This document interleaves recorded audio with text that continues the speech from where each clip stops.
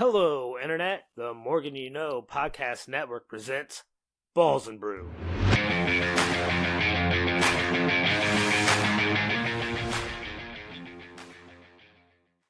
Hello, good evening to those of you joining us live on Facebook, Twitch, or YouTube. Good afternoon, good morning, whenever you happen to be catching up on this later by whatever podcast platform you prefer. We thank you so very much for spending some of your time with us. My name is Rod Morgan. I will serve as the host this evening of Balls and Brew, a sports podcast here on the Morgan You Know podcasting network.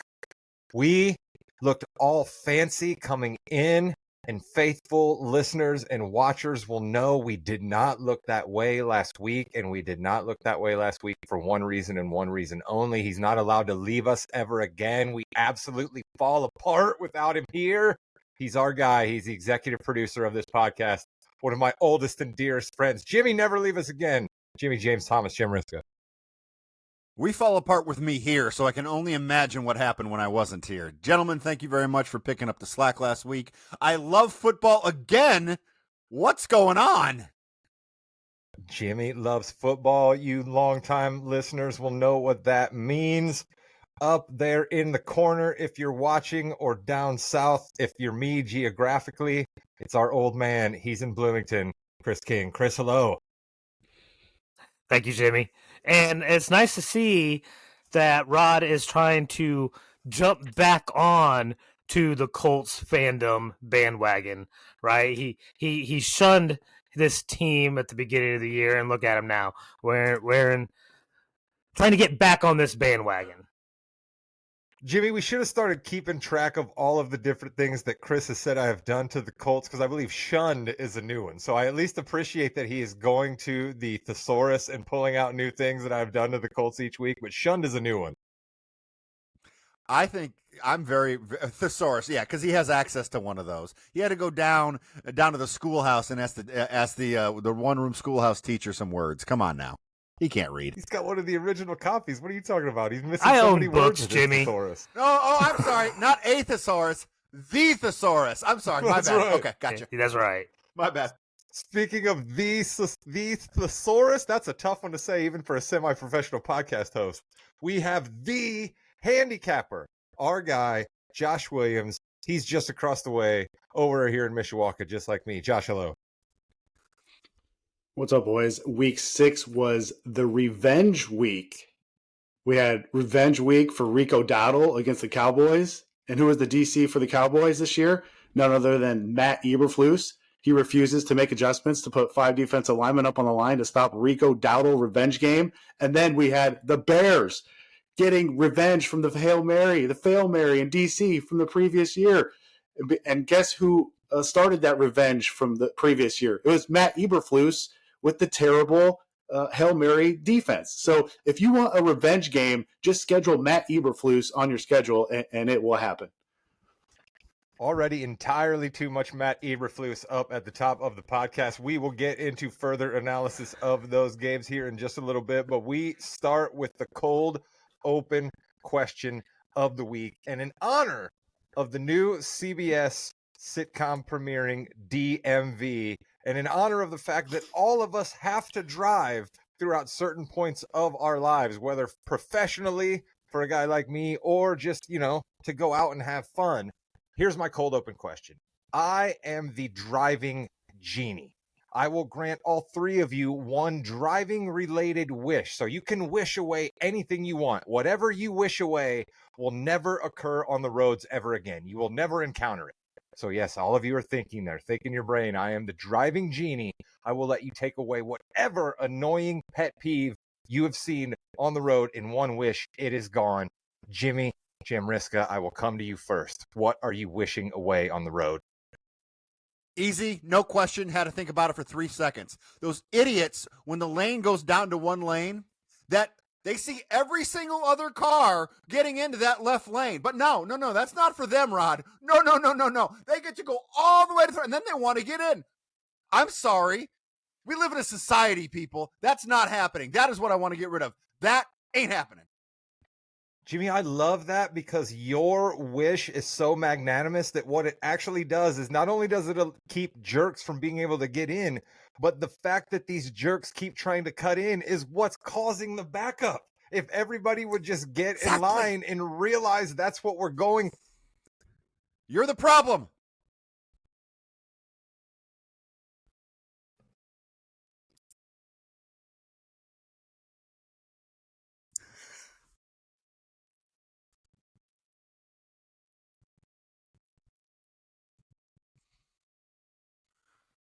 I mean, I have to go with the overall construction in Mishawaka, Indiana. It is absolutely ridiculous. And everyone thinks that their town is the worst. I travel to a lot of different towns.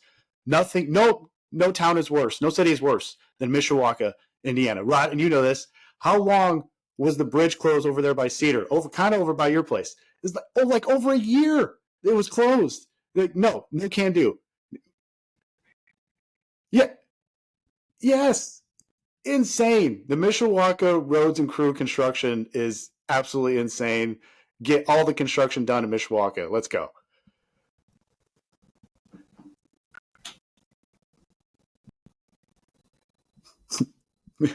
Yes.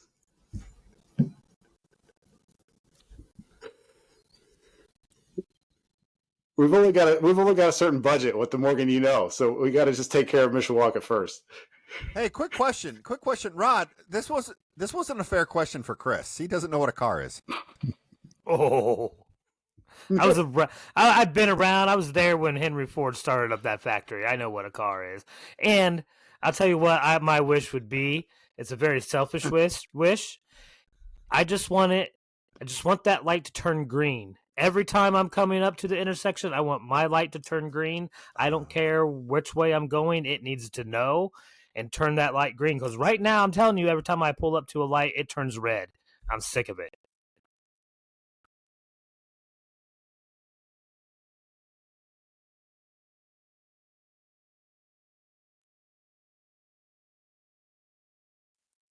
That is annoying to him. That is a very big annoyance. Running a little bit late, a couple minutes late, and every light turns red on me, Rod. It's annoying.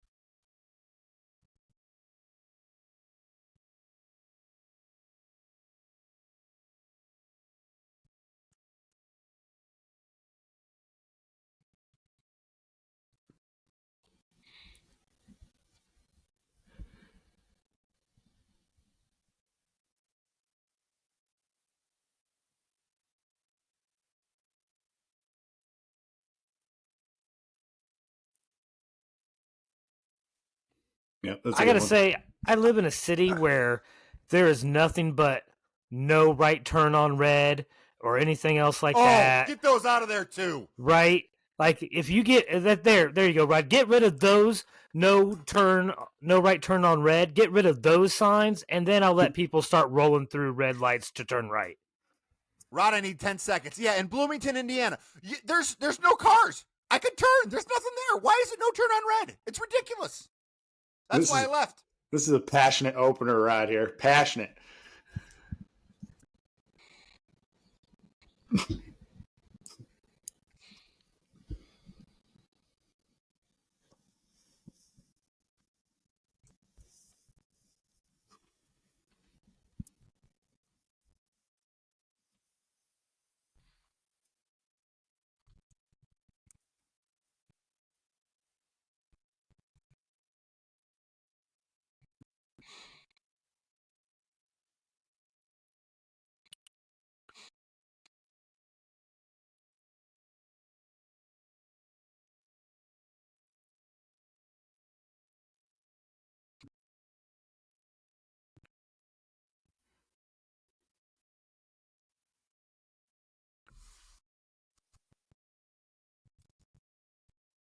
Yeah, no, I mean, let's be honest, he deserves it, right? If we're going to throw money at a guy that's going to win at in IU football, like let's give him the money.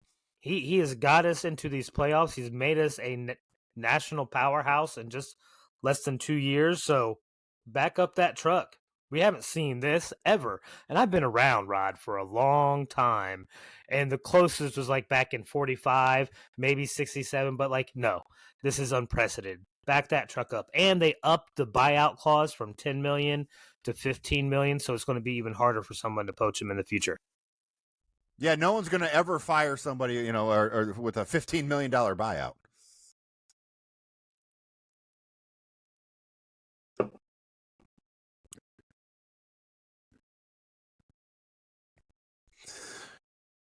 I really didn't. I thought he was going to stay. That's his mindset. I thought maybe NFL if he's like, hey, I might as well cash in now. But no, he's more of a hard ass college coach, and I thought he was going to stay because, I mean, all he does is win, and he's proving it. I mean, look at what he's doing. He could be bigger than Bob Knight in 5 years. There's not a worse football program out there to rebuild. So why would he go someplace else? Everybody else has won before, not us. Yeah.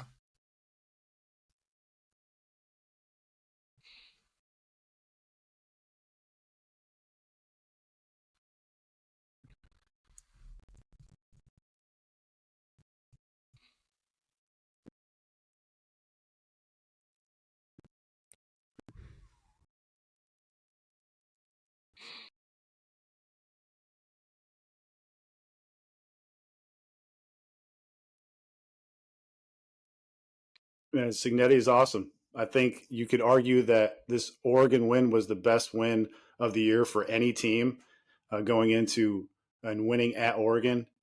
Nobody could have predicted that 2 years ago. IU going into Oregon, and they set up the schedule perfectly this year. They had an extra rest day to get prepared for Illinois, who back then was a top 10 team. IU destroyed them. They gave they worked the bye into the Oregon game to travel out there, and they also scheduled Penn State here in the future when Penn State was playing after the Ohio State game. Remember, Penn State was number 2 preseason college football, so there was some that thought that Penn State best chance was to beat Ohio State this year. If we get Penn State after they beat Ohio State, that's a huge letdown game for Penn State. Now, obviously, that's all changed because Franklin's gone and Penn State's quarterback is gone. But so that game is looking a lot easier now. So yeah, I mean, if you go to the odds boards on DraftKings, IU's 4th right now to win the national championship. If you go to Mel Kiper's big board, guess who's number 1 overall pick? Mendoza, IU quarterback. We have the best coach in the nation. We have 3 pros at all levels on defense. We have 1 on defensive line, 1 at linebacker, 1 in the secondary. We have just an awesome atmosphere now in Bloomington. Why can't this team, when all these other teams don't really have an awesome quarterback, why can't this team with the best coach in the nation and a pretty damn good defense win the whole thing this year? Let's go, Hoosiers.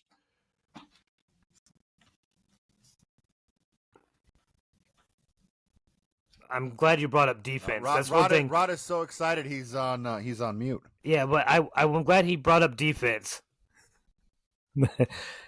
Because this is something that we've never seen from an IU team, all right? I have watched a lot of IU games, and we have never had the defensive line, let alone the offensive line, really to win those battles up front on a consistently good basis for an entire game, let alone an entire season.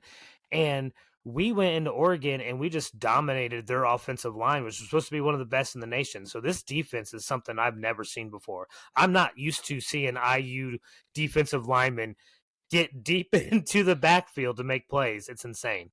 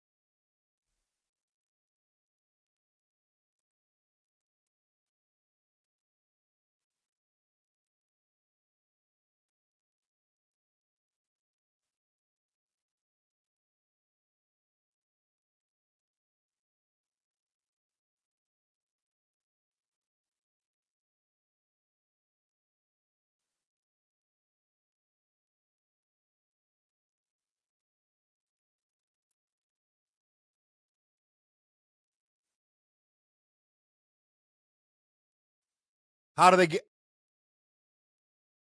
in the playoffs? Got 2 losses. How do we do it? They just went out.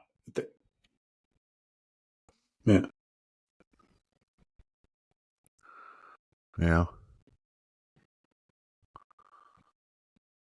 Yeah, you'd like to see like an Alabama and some of these other teams get another loss too. That would do nothing but help their case. I don't know. Alabama's doing pretty well. Yeah.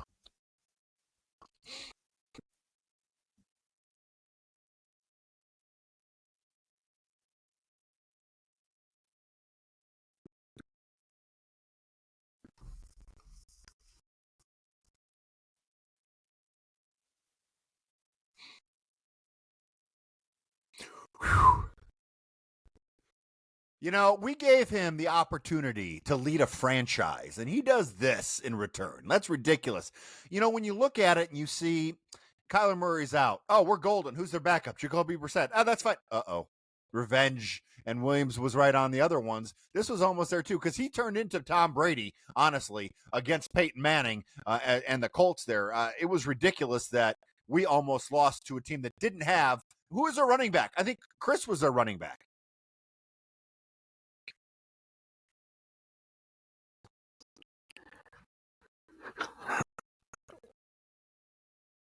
Right? Yeah, no.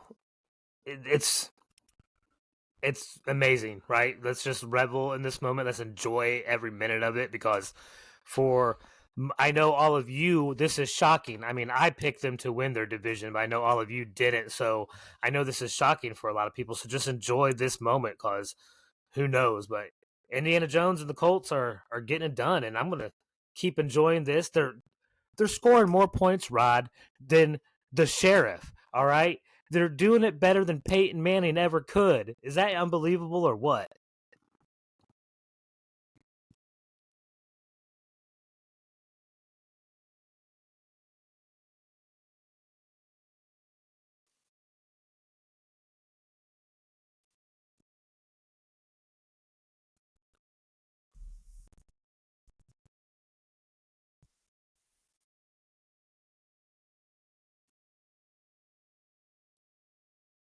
Yeah, I think this is the highest mark in the market that the Colts will be at, maybe possibly all year. They kind of and give the Colts credit. They beat up on Tua, they beat up on Nix, beat up on Cam Ward, beat up on Geno. Now they get Justin Herbert, and now you've got 3 of your corners that are banged up.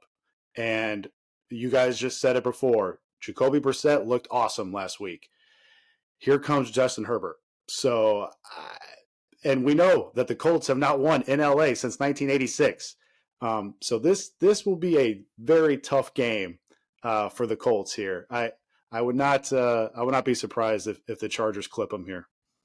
Let me circle back to that real quick. We're going to circle back real quick on that. Since 1986, they haven't won in LA. I wonder why, Williams.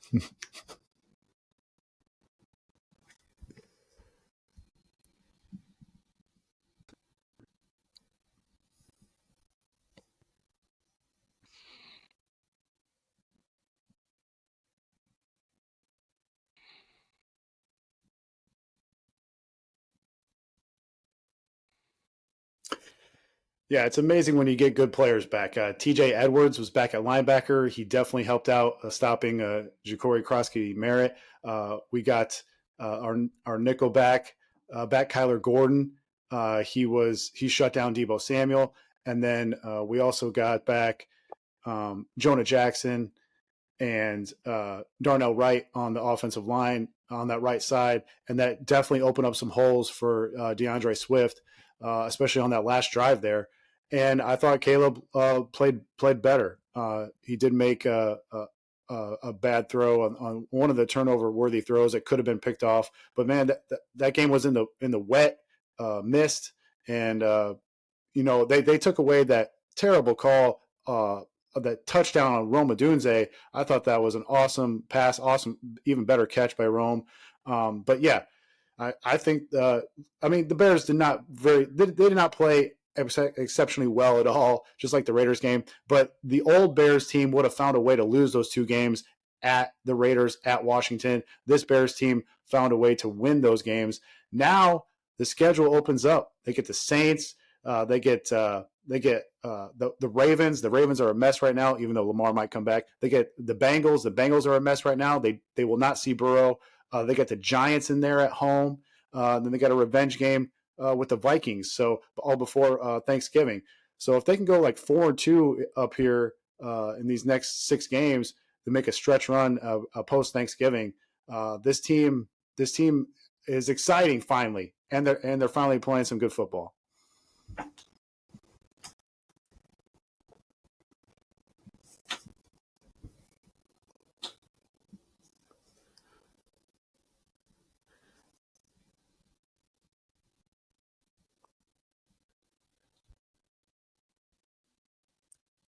Honestly, it was only tough, I think, in the fourth quarter, and that's the fumble obviously was the big one, and give it to the Bears. They took the ball away when they needed to.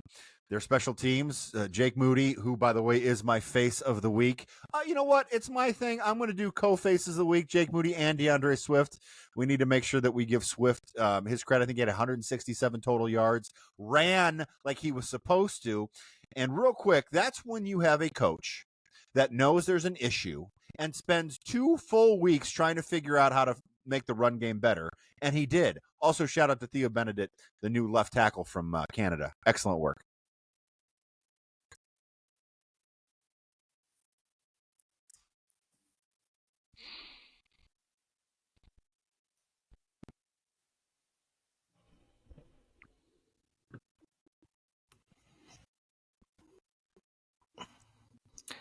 I mean, let's just have some focus, right? The dude's talking trash to your defense before the game, and you're not going to get fired up to stop him. Even a bad defense can get fired up to stop one guy, especially when that guy's a backup. It's frustrating because, again, we have a elite offense right now, but our defense is just sad. It's just really sad.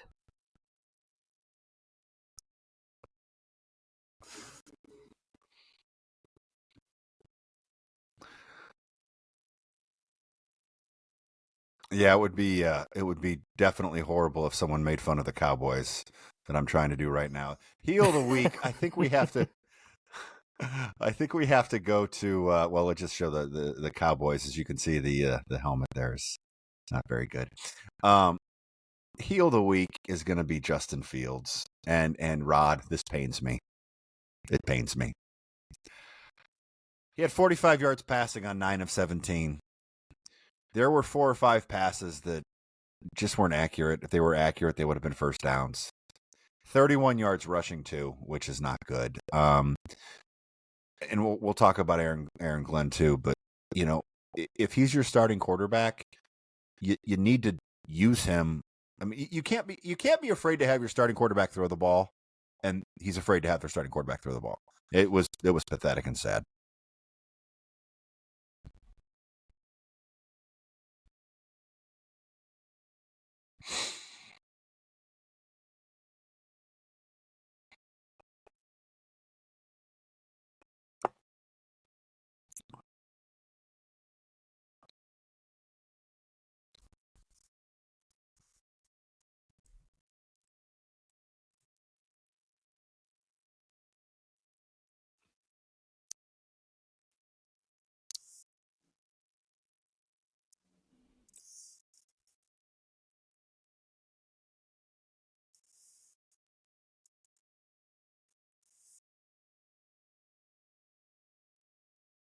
Yeah, just to follow up there with Fields, he had 9 sacks. He also had 9 completions. That's the first time that's happened since 2021 in the NFL. The QB who did it back then, Justin Fields. So shut up. Wow. But yeah, are you serious? I have Aaron Glenn on this one. Let's go back in time to the end of the first half over there in London with that brutal Broncos Jets game. The Jets have the ball on their own 38 at the end of the half. You fake a punt with 104 left. That's fine. But what the Jets did with that possession afterwards, that's what's mind-boggling, and not in a good way. They get the 1 yard for the first down on the fake. They use their second timeout. Then they run the ball. Then they go back to pass. Fields gets sacked. Then they throw a pass on 3rd and 7 for 6 yards. So it's 4th and 1 with 9 seconds left, and you still have a timeout left.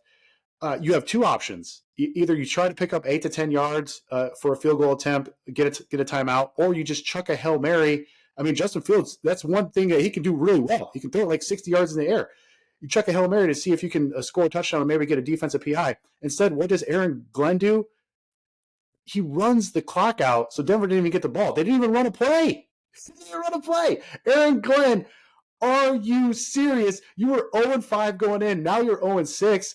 Plus, we have yet another coach who is tipping his plays. I'll go honorable dismention here. Jets offensive coordinator Tanner Engstrom. When New York is in 21 personnel or 12 personnel, so that's 2 tight ends or a running back and a fullback, they are running it 83% of the time. When Garrett Wilson is out on the field, it's basically a pass play. And guess what? Garrett Wilson is hurt now. So what are the Jets going to do? They're just going to run it like 92% of the time with their 3 tight ends? Something. I knew the Jets were going to be a train wreck this year. I did not expect this bad of a train wreck. Aaron Glenn, are you serious?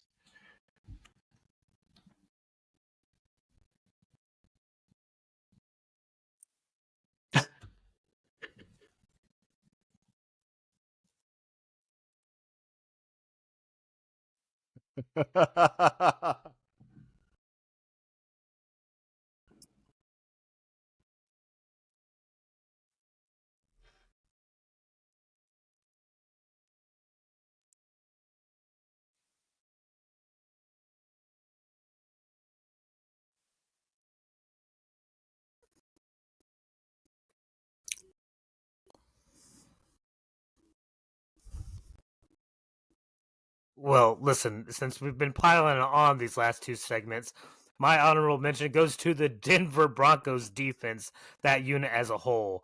All right. 82 total yards of offense is what the Jets were able to do against that defense. All right. 9 sacks, like Williams mentioned. All right. A forced fumble, like it was just dominating. I know a lot of it has to do.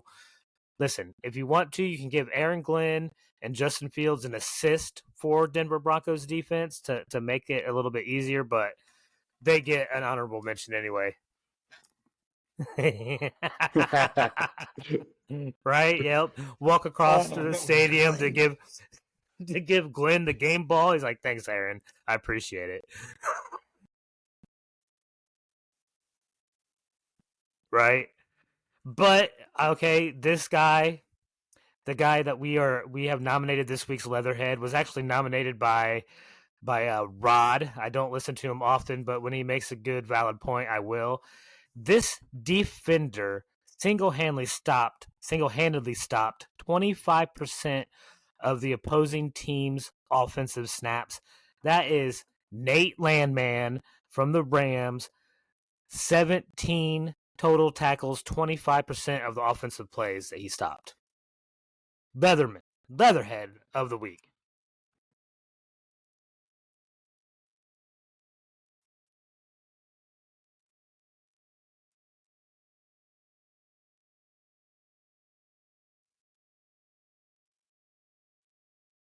They're recasting it, Rod. They're recasting it with Nate as the lead.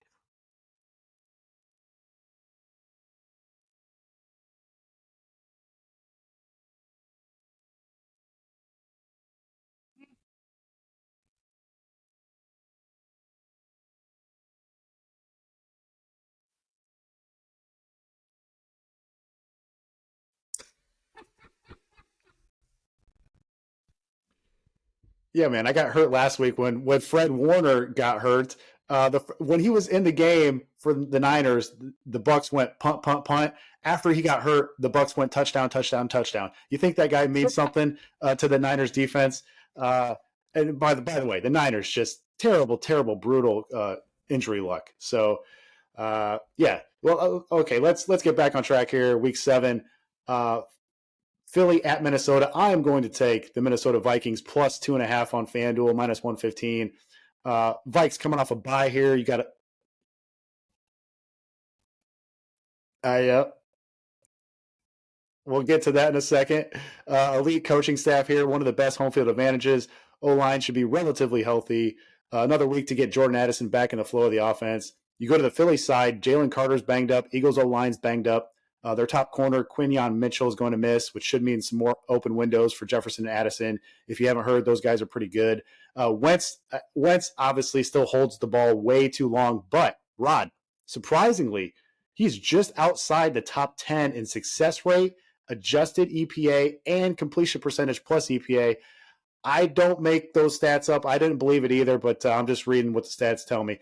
This Philly team,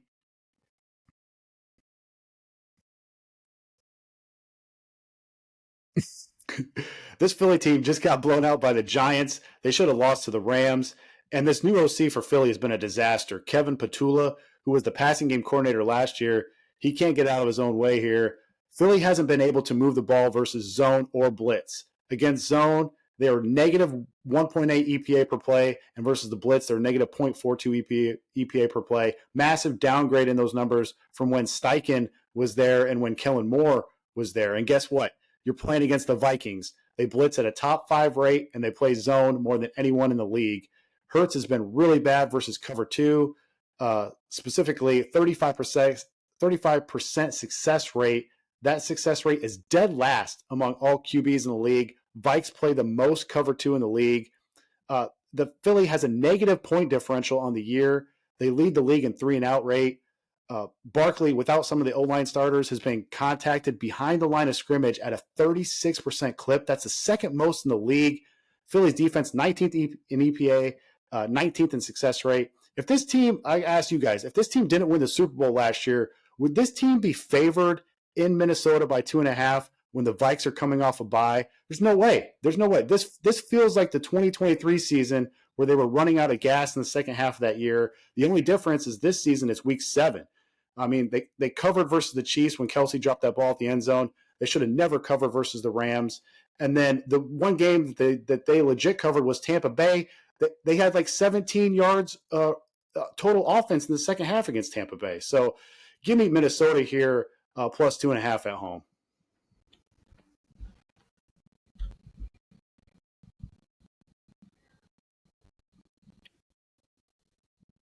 Oh.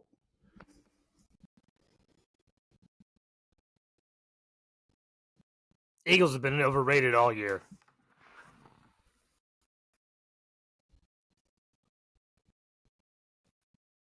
Nope, it's Minnesota. It's different up there. I don't get it.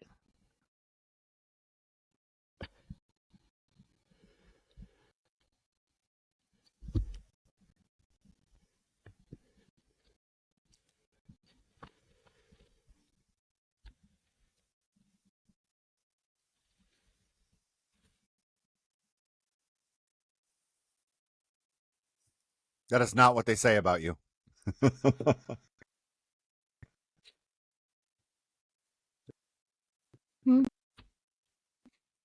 Yeah, barn burner here, boys, right?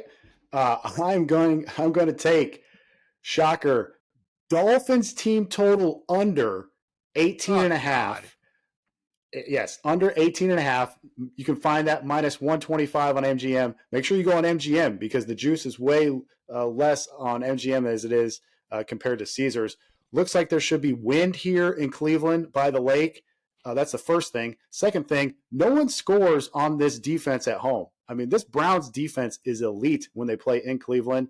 The Browns pretty much shut down everybody when playing in front of that dog pound fans. Third thing here, you have to hit explosive pass plays against them to have a chance to score. Well, we know that there's no Tyreek Hill. He's done for the season for Miami. Dolphins are 24th in creating explosive plays on offense. And here's the fourth thing. They can't block. This Dolphins offensive line stinks. So good luck blocking this Browns D line. So I think this becomes a rush game attacked by both teams. The only difference here is that the Browns are third in rush success rate defense. Dolphins are 22nd. Browns are second in rush EPAD. Dolphins are 31st. So you get a lot of rushing attempts. That's going to wind the clock down. That's going to take away plays and possessions from Miami. I just don't see the Dolphins, scoring that many points here in this game. Give me Dolphins under 18.5 on Sunday.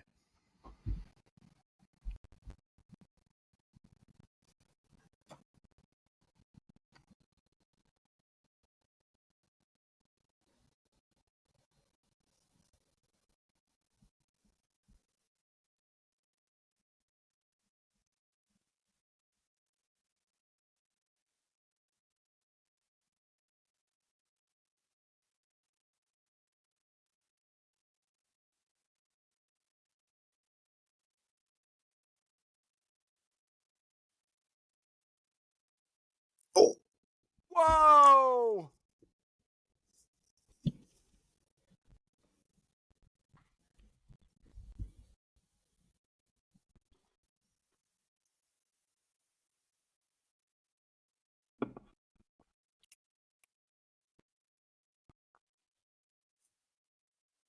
Rod on a 2-week win streak. He's got the most. Williams just won last week with the Packers. Williams, please tell me that you have the Browns as your pick this week. I do. Let's go. I had that before Rod even said that. So this is the first time in our history that two guys are going against each other in Survivor. I'm going Browns. I'm doubling down. Give me that dog pound. Give me them Cleveland Browns. Hey, is Dylan Gabriel still the quarterback? Yeah. Okay. We're fine. Sanders is coming up. They need to play Sanders. Just put him out there. Let's find out. Let's end this charade. He find literally out. can't do any worse. But anyway. Right. All right. I'm going to go with tried and true. I'm going to go with the Kansas City Chiefs. I had the Bears last week. Thank you, gentlemen, for giving me the Bears. I appreciate that. I didn't pick them, so they won. If I would have picked them, they totally would have lost. I'm going to go with the Chiefs to get back-to-back wins here. And then, Chris, you were on the longest streak. You had 4 in a row, and then you picked the what team did you pick? The Cowboys. Dallas Cowboys? Is that who you picked? What happened to them? You know, it really makes me mad because not only does that hurt, but I'm really more upset that Jimmy was like, I'll pick the Colts in our pre-game little get together, and then he changed it to the Chiefs when I had the Chiefs written down for me. So now I'm trying to figure out who I want to pick. No, I picked the Colts last week. I picked the Colts. No, you got the Bears last week. I know because you didn't read the Google Doc. Google Doc. Chris, you can pick. There's no Google Doc. Oh, I hate doing this. Pick the Chiefs. No, I'm going to pick the Atlanta Falcons to beat the 49ers in San Francisco because I don't think the 49ers has any defense left. Oh, it could be a massive letdown spot after that huge Monday night victory, though. Yeah. Traveling cross country. Oh, yeah, exactly. But they're going West Coast, so they won't have the jet lag. Now, the one thing that is crazy is Atlanta has a winning record right now. They also have the strongest strength of schedule faced so far. So it's pretty impressive that they have a winning record if they're not out of this and getting blown out of this division by Tampa Bay. If Tampa Bay loses to Detroit and then Atlanta beats 49ers, it's a whole new division.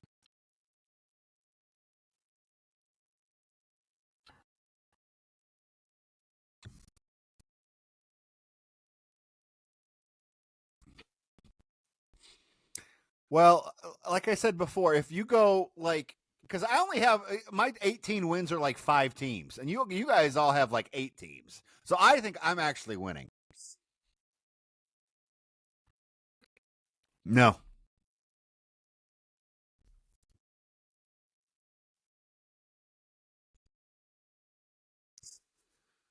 Yeah.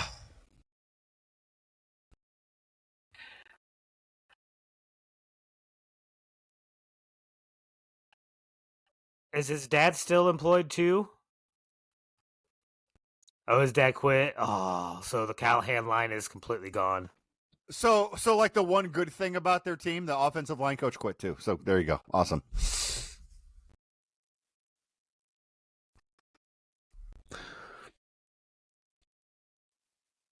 $500,000 brake pads need to be sold and made.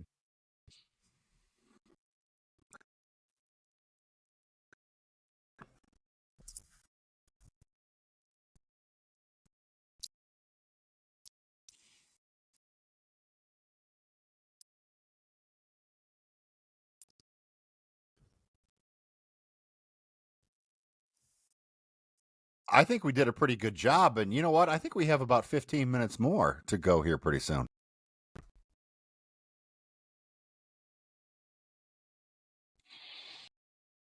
Go Irish. BSC.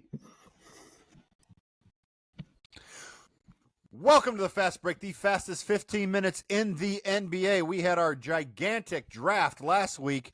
Still feeling pretty good about that. Gentlemen, 1 week from today, we've got NBA basketball. How excited are we? Actually, it's 1 week from yesterday, but whatever. Yeah, it's a whole new season. Let's go. Everyone's got hope, right? Everyone has hope, but there's one person who never has hope. We have our Raw Damnation of the week.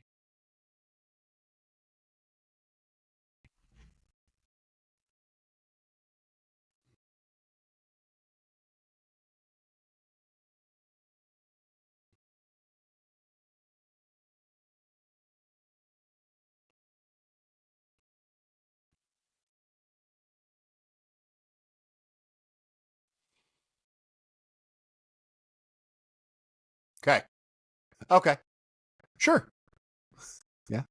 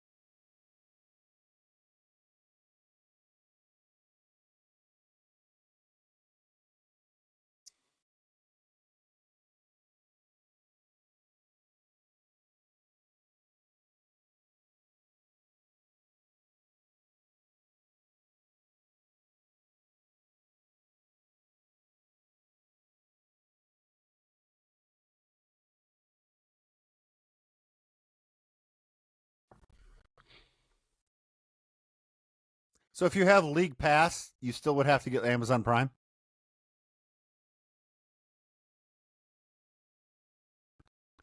I I know you need money, but it almost is like you have to have one like bundle of something that you can watch everything on. Oh wait, we had that. Now it's gone. I don't get it, Chris. I know, Chris, you have no idea. Well, let me Right? be devil's advocate here, all right? Because I Okay. don't like that, right? I would much rather have easy access to watch the games I want to watch, right? And You're agreeing with us then. but this is what I'll Okay. say: is it not a good thing for the brand of NBA, a league, and a sport that we all love, to have this much juice to bring in the type of money that someone like Amazon's willing to pay to get a few exclusive games, or have this many different distribution networks vying for a piece of the pie? I mean, that means it's a valuable pie, right? That's good for the NBA, right?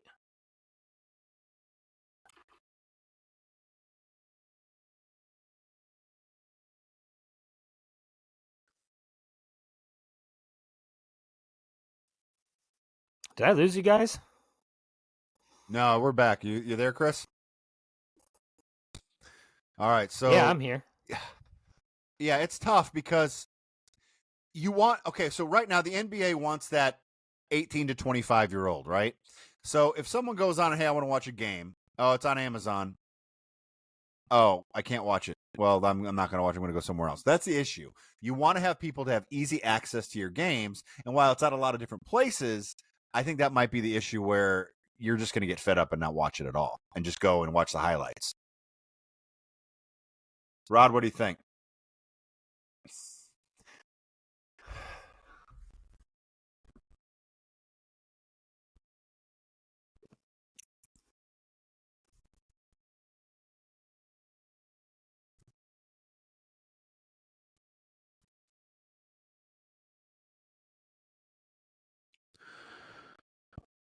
All right, so we did our draft last week. We're going to do our rankings this week as far as the awards. We're going to do MVP, Rookie of the Year, Sixth Man, Defensive Player of the Year, and then we're going to talk about our Eastern and Western Conference champions and then the overall champion as well.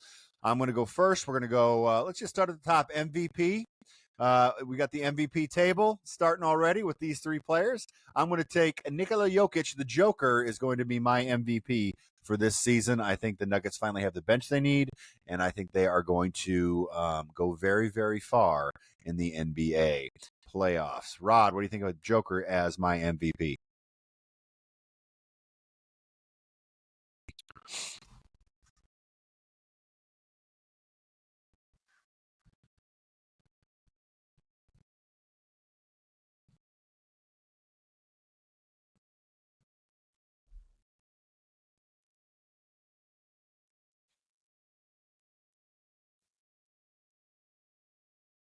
Yeah, I think they can easily use that against him, especially since he's already won it so many times. But I think they're going to have such a better year than they did last year that, I think that might be the number one seed in the West. Who knows? I don't know. Chris King, who do you have as your MVP? I'm kind of with Rod on that, thinking that I don't think it's going to be Jokic, less because of his counting stats or anything. We've seen his counting stats go up and it not matter. So I'm going to go to a dark horse candidate, a player that we've seen flashes of brilliance, a player who recently stated that he's willing to do more of the boring stuff to become a great player. I'm talking about Anthony Edwards of the Minnesota Timberwolves, dark horse candidate for MVP. A huge dark horse candidate there. Yeah, definitely.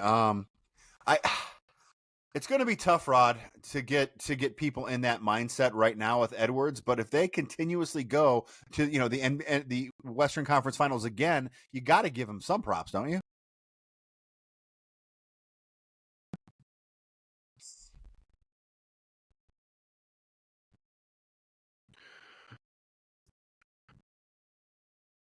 It's the Morgan Podcasting Network. Go ahead. Oh, did I lose you? That'd be timing. All right, go ahead.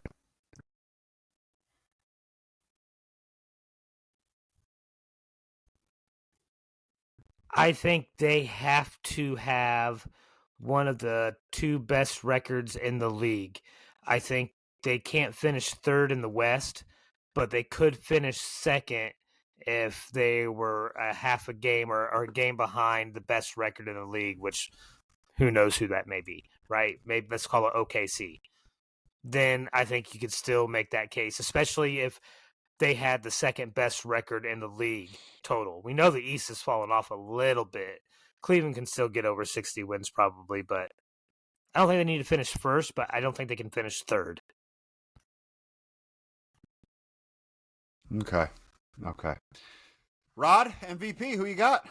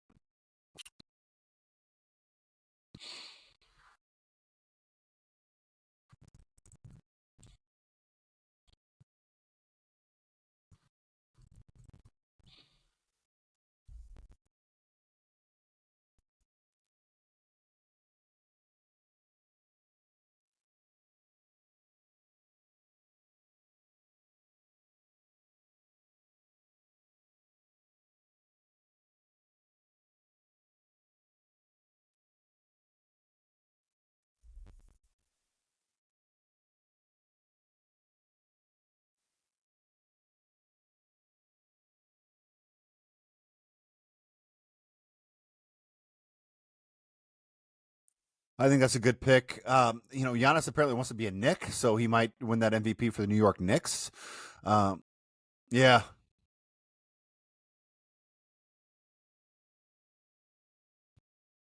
I don't understand why this stuff comes out now and not earlier in the summer when people could actually make these deals. To me, it seems like he doesn't really want to go, but he wants people to know that he knows that he can ask out if he wants to. Yeah, I mean, Giannis, I think right now he's fourth overall in the MVP voting. Jokic is second. Anthony Edwards is first. No one picked Shea as back-to-back. Are we not thinking back-to-back this year, guys? Yeah. And That's if you true. want me to be 100% honest, I was not going to pick SGA or Giannis because they are both on my fantasy basketball team, and I'm not trying to jinx that. Okay, I understand. Making sure your picks they mean something, right? They mean something. Let's go to Rookie of the Year. The Rookie of the Year odds right now: Cooper Flagg is minus 220. Everyone else is in the plus with Ace Bailey, Trey Johnson, and Dylan Harper following him. I don't see a world where it's not Cooper Flagg as the Rookie of the Year, so I am going to pick Cooper Flagg as the Rookie of the Year. I think he's going to get all the momentum all the chances to gain momentum throughout the year as possible, especially without Kyrie there. So I think Cooper's going to win that. Chris, there's no way you didn't pick Cooper Flagg, right? Of course, I picked Cooper Flagg because I'm always wrong on these, and I'm trying to jinx a fellow fantasy basketball player in our league, Wu-Tang. So, yes, Cooper Flagg, Rookie of the Year. Lock it down. How many trade requests have you gotten so far? I've gotten one. I haven't gotten one yet. So I got one there. Rod, Cooper Flagg, is he clean sweep or no?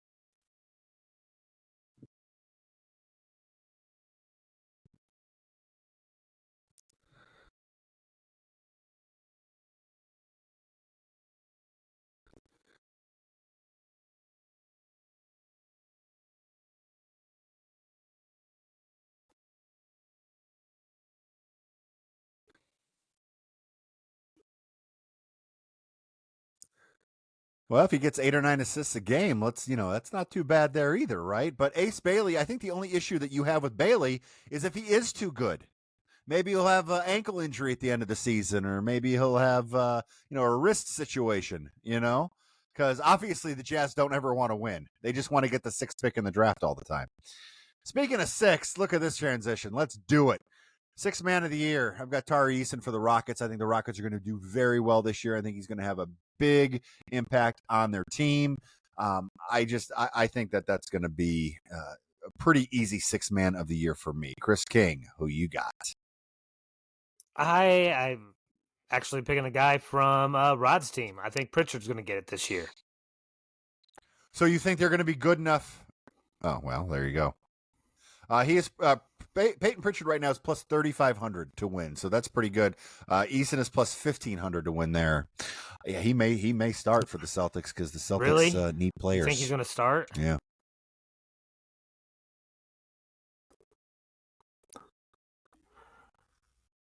So is Anthony coming off the bench then? Okay. Gotcha. All right, Rod.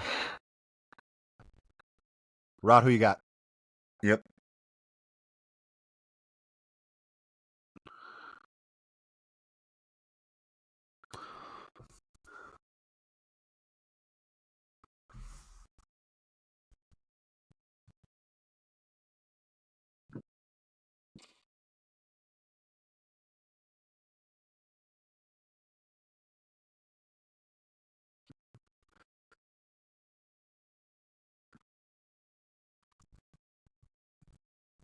All right. Okay. So Tari Eason is my 6th man. Isn't Josh Hart is isn't Rod's he playing 6th with man. a splint on his finger right Go now? ahead. Isn't that what he's supposed to be doing for the rest of the year? I heard he's going to be wearing a splint the rest of the year. Yeah. I mean, Chris if he's picked Peyton successful, Pritchard as yeah. a starter. Well, I mean, he's on my. We are mentioning way too many people on my fantasy team. All right, we need to stop this. That's okay. Defensive Player of the Year, the man who grew, I believe, 2 inches over the summer. I think he's 7'7" now. Victor Wembanyama. Chris?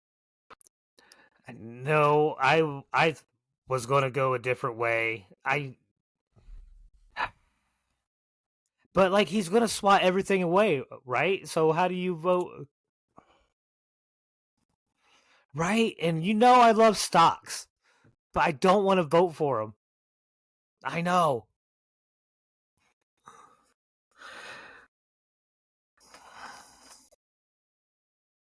Right. Right. And that's the thing. You get that many stocks, I think you deserve it.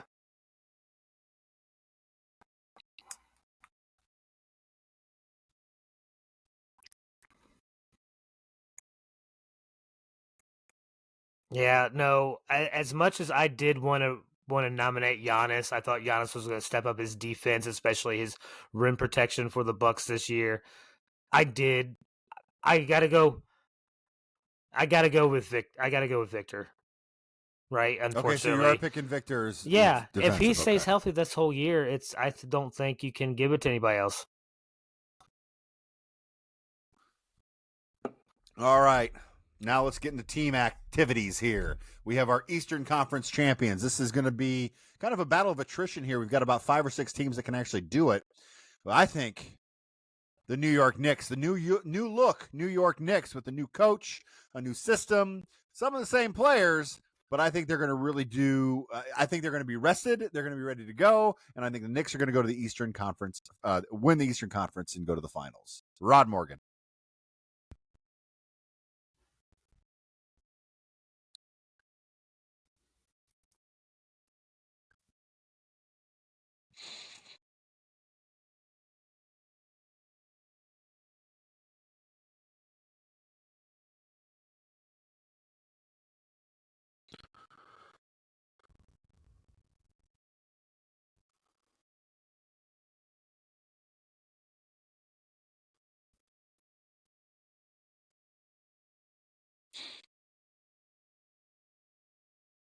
Chris.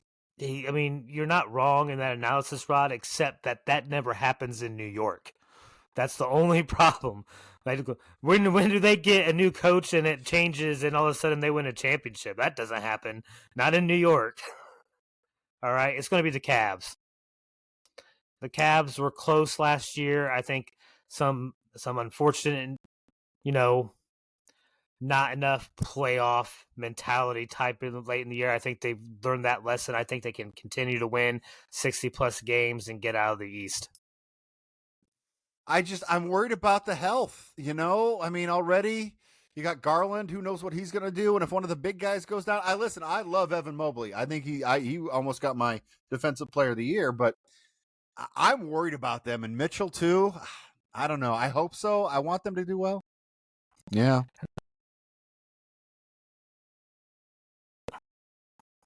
Right, but I can't. Yeah. It's what did I say at the beginning of this pod? Everyone has hope. All right, I can't base everything on what ifs because like Victor didn't finish last year. If he has something else happen to him, he's not going to get Defensive Player of the Year. Mm-hmm. Oh, you're right. You're right. You're right. You're such a smart guy, Chris. Okay, calm down. So anyway, you've got the Cavs there in the West. I went back and forth on this, guys. I really did. I think the Thunder are young enough that they're not tired yet, so I have the Thunder winning the West. Chris.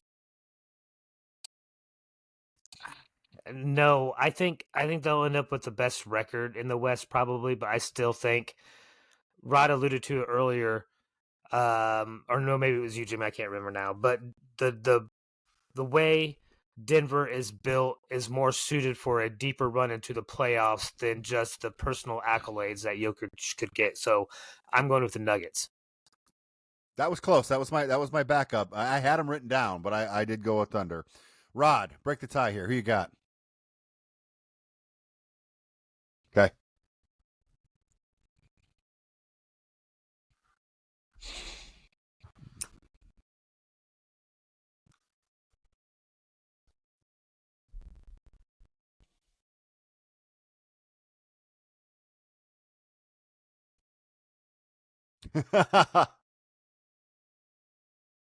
Yeah.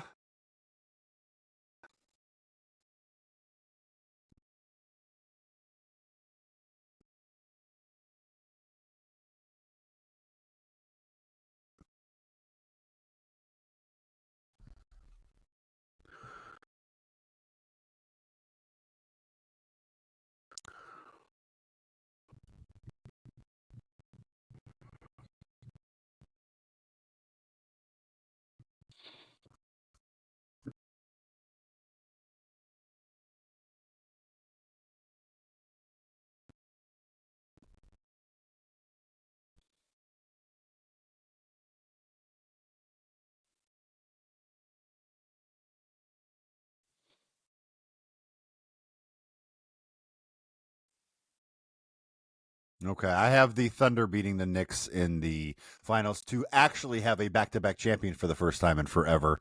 I think even with injuries that the Thunder can get through those and win the championship. You got to remember last year they didn't have a couple of their players for a very long time. The Jay Williams, that's a little nervous. I'm not going to lie on that. Chris, you have Nuggets and Cavs. Who you got? I got the Nuggets. I don't. I think the Cavs are going to get there, but going to have the same fate. It's kind of what Indiana did last year, right? It's probably going to make it an exciting series, but in the end, I think the Nuggets are just too much.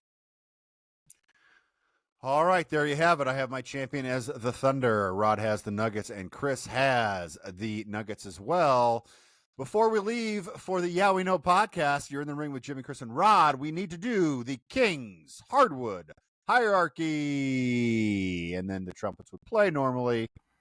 Give me a few minutes, okay? I'm only one man. All right, here we go. All right, Chris, who we got? All right, we're going to start with the King. All right, they are the King. We haven't even played a game yet, so they're still the King. They won the championship. All right, it's Oklahoma City. All right, anybody else says something different, they're giving you a whole bunch of BS. The problem is who is the second tier, because it's not the Pacers who came in second last year. Let's be honest. As much as I wanted to put them there because I'm a homer, I can't. So it's going to be the Nuggets, and then I got to put the Cavs, I think. Okay. It's hard for. I mean, listen, the Wizards, I think, have been permanent residents, and the magnificent palace of gestures that we created for them. So I don't know. I mean, we may not have a real gesture until like something big happens. Like you could make a case. What about the Pelicans for all the stuff they did? What about the Pelicans? All right, you guys can talk me into traded... it. I'll let you choose this week, so you can be the Pelicans. Can be this week's gesture, because they are a truthfully awful ran franchise. All right. Oh yeah, go ahead.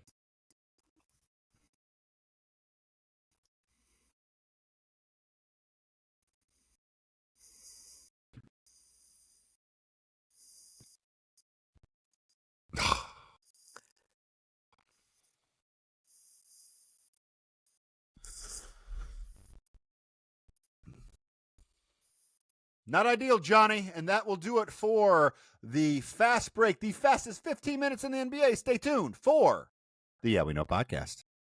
Like, comment, and subscribe. Goodbye, Internet.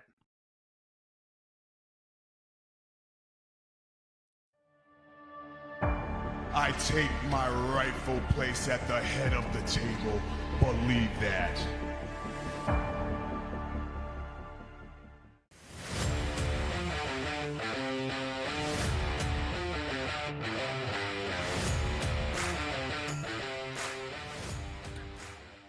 Welcome to the Yeah We Know podcast, part of the More You Know's podcasting network. You're in the ring with Jimmy, Chris, and Rod. Oh dear, Karma, and I'm not talking about the wrestler, waves her dirty little hand over the shoulder of Seth Rollins, who apparently actually injured his shoulder or arm or some part of his body that could be hidden under a coat in the match against Cody Rhodes. He's going to be out for a while. Rod, how you feeling, buddy?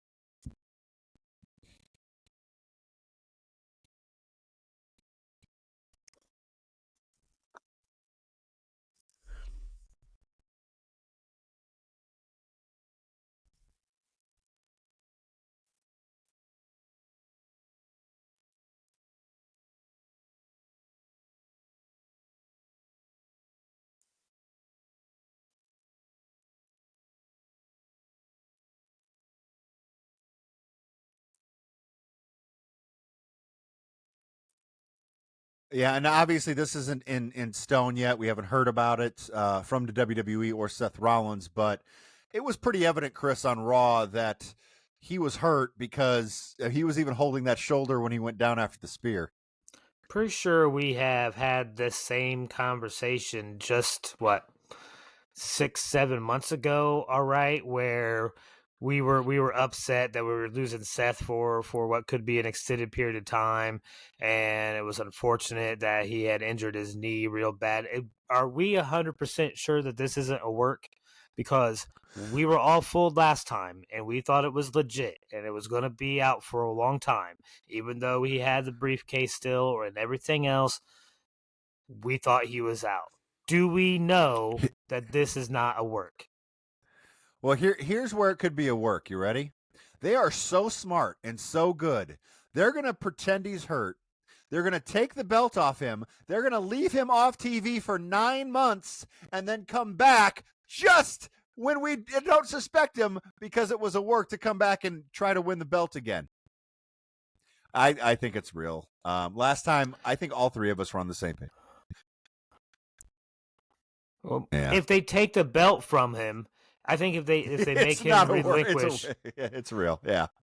I think if he has the belt taken away and it gets put up, right, then I have to imagine it's not a work. Yeah.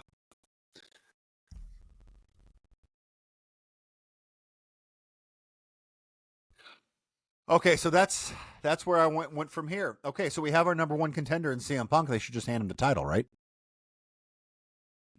No? Not happening? What do you think, Chris? All right, Chris, what do you think? No, this is supposed to be hand CM Punk the title? This is supposed to be the heavyweight. This is supposed to be the heavyweight title. All right. If they do anything less than a real tournament or some sort of Survivor Series elimination match of some sort to help determine that, then no, I don't want to see anything. I want to see. It can't just be two people, like Rod said. It's got to be at least a gang of 8. All right, Rod. You've got the book in your hand. What are you doing?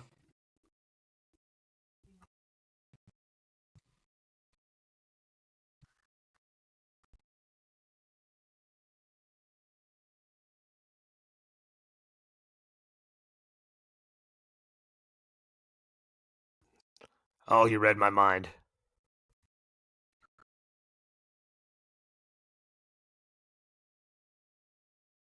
Yeah.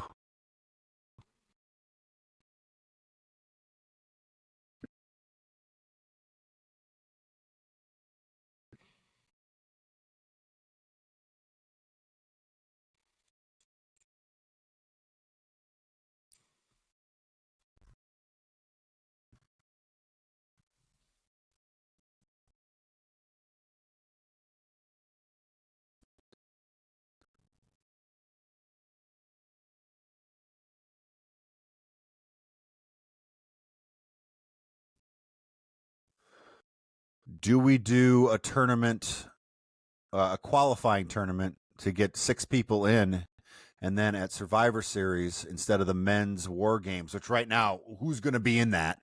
I mean, that's instead of doing that, do a women's War Games, and then do a men's ladder match for the championship, and have it go that way. That way you can have. Is going to be the Wyatt Six in the tag division now, right? Because they're not going to be able to do do what they were probably going to do with the Vision and then another group of people. Well, they were going to do Solo's group, remember? Yeah, yeah, exactly, Chris. Yeah, they're not going to be able to do that now. So I'm saying, do we just take War Games out of it, and we don't do War Games, and we do a ladder match, and that's the big thing because we.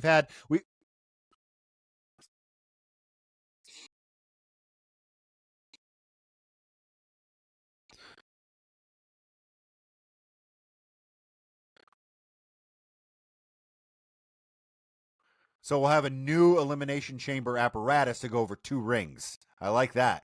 That would be good. You can have 8 guys there. Yes, because you can have 8 guys then. Ah, God. I think we do. That was completely random, but okay. Yeah, so you have Randy Orton in there. You have AJ Styles.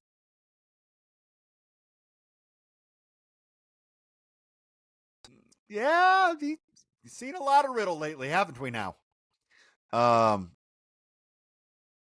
so yeah, that's the thing that's the big news coming out of WWE right now. We had an 8 a.m. Raw. Yeah. Okay.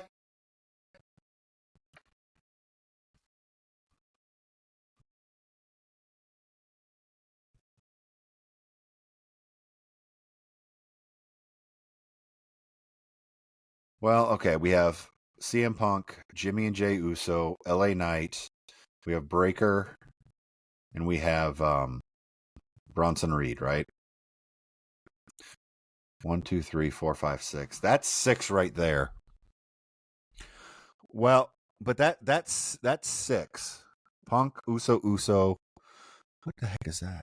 Knight, Breaker, and Reed. If we have those 6, I think ladder match is what you do because you can get everybody over.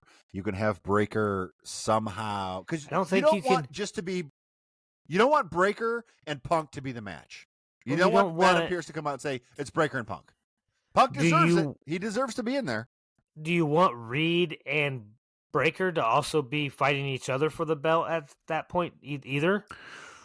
Those are stories. Well, that's the story you tell in the match. You have that team together. You have to have Punk. The Usos are together. Usos, yeah. Okay. So, But they're gonna fight. But good guys are dumb, remember? So they're all gonna fight. This way, you can bury Breaker underneath 15 ladders or whatever.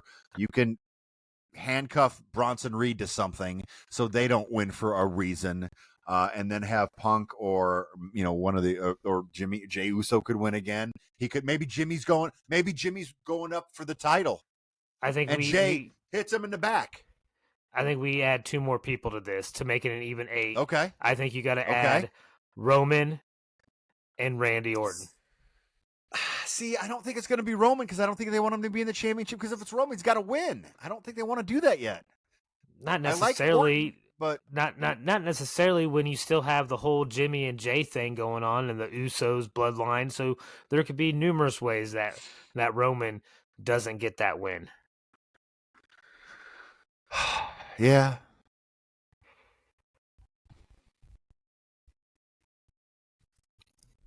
They're so good together that they don't even have Thanksgiving. Okay, they just go right to Christmas. They are So, Samoan. I You would think do- they would? I would say I don't think they would practice Thanksgiving. They're Samoan. They live in Florida. What does that have anything to do with it? They're going to do things. Yeah. By the way, Pensacola is where Roman Reigns is from. That's where I was last week. I didn't get to see him though, unfortunately. So I would do a ladder match. I think that I think that would be good. Okay. Oh, that would be Yeah. amazing. That would be that would awesome. be fun, but we'll see.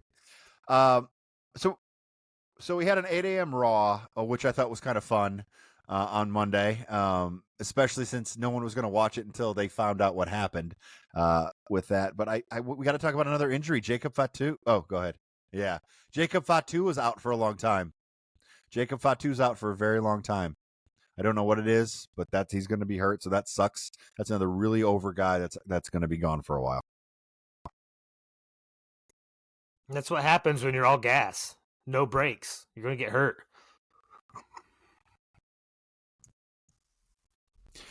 Let's talk about some pricing, shall we? It's our favorite thing to do, ticket pricing for John Cena's last event. I believe the nosebleeds were in the $250 range, even more than WrestlePalooza. The ringside were like $8,000. There were 50,000 people who wanted tickets for a 20-some thousand arena, but people in the 38 or 40,000 were still getting the opportunity to buy because, like us, they saw the prices and said no. I think the WWE might, after maybe 2 more pay-per-views, realize that this is not going to work. Although they're going to sell it out, so who am I kidding?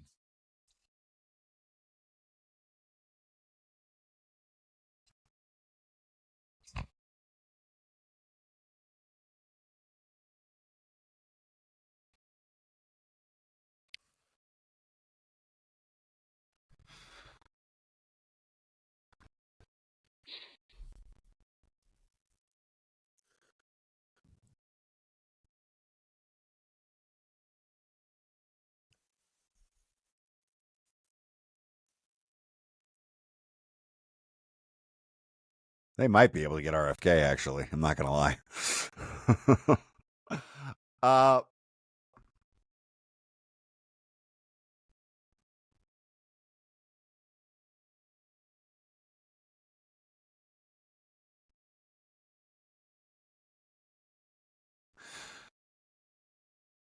You got to be careful with weather. That's December, so I don't think you're going to be able to do that. But it is December. But speaking of Cena's opponent, of course, The Rock has to say, "Well, I have a lot to do with who might be his last opponent," and just laugh a little bit and go, "We'll do that." Honestly, it would be the most. It would be the biggest last opponent he could have. It would also end a storyline that really a lot of people hate. The Rock would come in as a gigantic heel.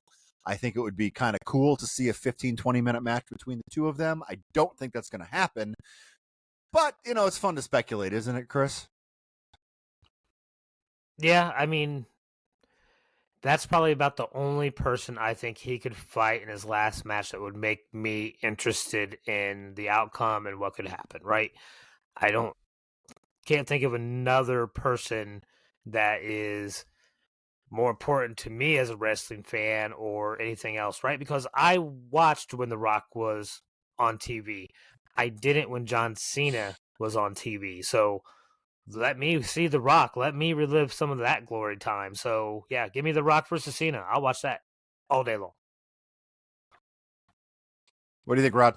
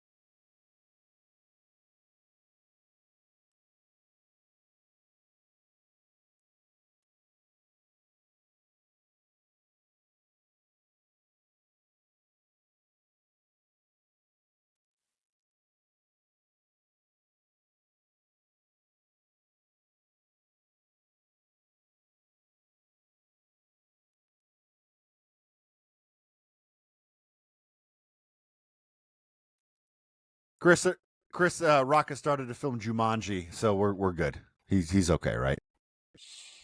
I'll watch the next Jumanji. Hell yeah, it's amazing. Yeah, it is kind of interesting that happened with it only making $4 million. Before we go, we did have a premium live event. Just want to go over real quick because a couple of big things happened. Obviously, Cody Rhodes was defeated finally by Seth Rollins, but it kind of sucks that he won with only one arm, Rod. But that Cody cutter. Would they make him, if he's really injured and they make him give up the heavyweight belt, he can still keep that crown jewel belt though, right? That's the bigger of the belt, so he still will have one, Rod. Even if they make him give up the one, he still has the crown jewel. You don't even get to keep that. You just keep the ring. The belt is just for the day. Didn't you see the 35-minute package on getting the belt? All right. Oh. Yes. John Cena and AJ Styles. I want to read you something that one of our listeners sent. You might have heard him, Brett from the Yeah We Know podcast back in the day. I sit here as a 44-year-old father of two, and I just cried my way through the Cena and Styles match. I'm so happy for them and for all of us who have experienced that. What an incredible match and atmosphere. I am in no way emotionally prepared for this to wind down if this is the ride they have in store for us. Pretty deep there from our boy Brett. And, I had so much fun with that match. I did love going back and forth with the moves. It was everything that is professional wrestling. It was over the top. Didn't make all the most sense in the world sometimes, But AJ Styles still has it. And if he's going to retire in 2026, I want him to retire after another championship run because, boy, I love that guy. Chris King. Yeah, it was a lot of the stuff I knew, right? And that was a big nostalgia dump, right? For a lot of people, especially the big fans from the past 20, 25 years. That was a big nostalgia dump for these two guys to do all of that they did, right? So, yeah, I definitely did not appreciate it quite as much as probably either one of you or especially Brett, and that's just because I didn't watch wrestling for 20 years. But it was still a hell of a match, and I am with you. If AJ Styles is going to be gone in less than a couple years, then I want to see more of him because he is phenomenal in the ring. I see what you did there, Rod. What are your thoughts?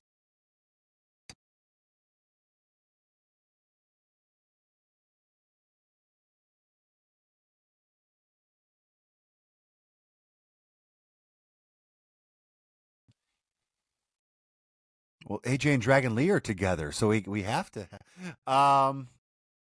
Man, that would be good too.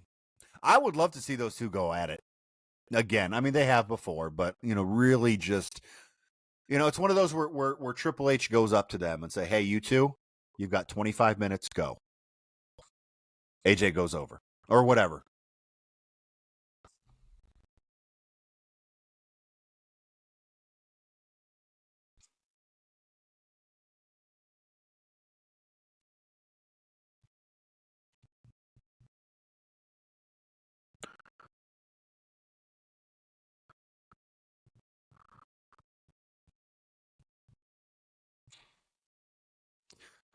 We have Nakamura back again. It's because they're going on a Japanese tour. But he had his old music, his old character. That was so great. Harking back to NXT debut against Sami Zayn when people were saying, holy shit, during his entrance. You don't see that very often. So that was kind of cool. I'd love to see an AJ Nakamura, a correct match. Because if you remember, Nakamura won the Rumble and had a horrible match with Styles because it was the low blow ending, just really bad at WrestleMania. I want them to get that back. So I think that would be cool as well.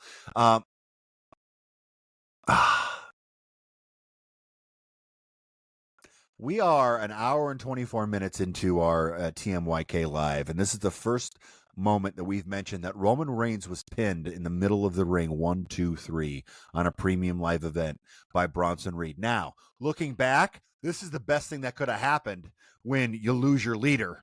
So you have Braun Breaker, and then you elevate Bronson Reed to be the third person, only the second single person in the past 5 years to pin Roman Reigns. That was gigantic.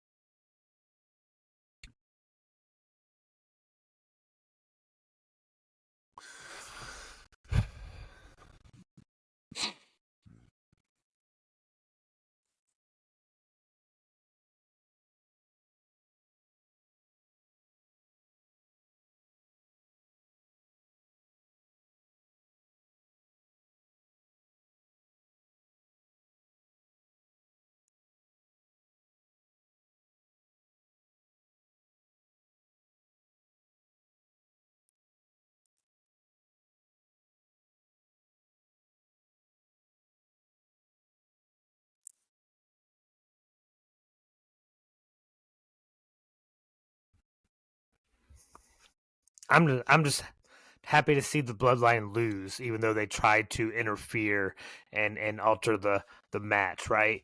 I thought for sure when I saw it, we talked about it, Rod. We went back and forth of what could happen, but in your deepest heart, did you think you were going to see Roman get pinned?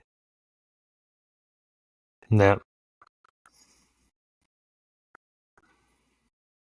Right? But we talked about the Usos coming in, and it was nice to see for once the Bloodline interfere and it not work out for Roman. Yeah, I mean that match was long, about 10 minutes longer than it should have been. And then, of course, we had Rhea Ripley and Io Sky defeat the Kabuki Warriors, and I just love everything that's going on with this feud. I don't care whoever's wrestling, just go. Kairi Sane has done a little bit better here recently too, so that's really good to see her continue to grow and get back to where she needs to be. We have been going a long time, gentlemen. I do appreciate your time so much. I know you have to get up early and beat those red lights in Bloomington, Chris, right?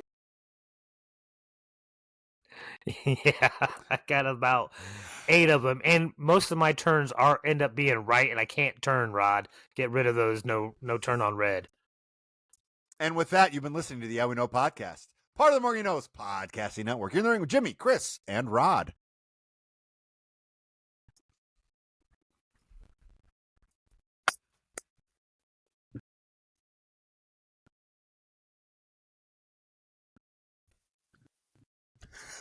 Goodbye, Nick. Yeah.